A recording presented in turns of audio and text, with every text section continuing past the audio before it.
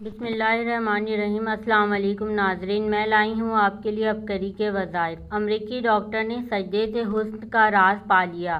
جب نمازی سجدہ کرتا ہے تو اس کے دماغ کی شریانوں کی طرف خون زیادہ ہو جاتا ہے۔ جسم کی کسی بھی پوزیشن میں خون دماغ کی طرف زیادہ نہیں جاتا۔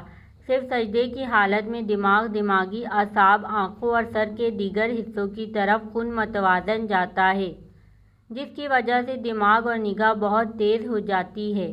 ایک امریکن ڈاکٹر کہنے لگے کہ یقین جانیں عورتوں کو اگر نماز میں لمبے سجدے کے حقیقی فائدے معلوم ہو جائیں کہ اس وجہ سے چہرے کی خوبصورتی کتنی بڑھ سکتی ہے تو سجدے سے سر ہی نہ اٹھائیں۔ اس ویڈیو کو صدقہ جاریہ کی نیت سے زیادہ شیئر کریں تاکہ آنے والی اس طرح کی معلوماتی ویڈیو آپ کو ہمیشہ کی طرح ملتی رہیں۔ میرے چینل کو لائک کریں، کمنٹ کریں، بیل آئیکن کو کلک کرنا ہرگز نہ بھولیں۔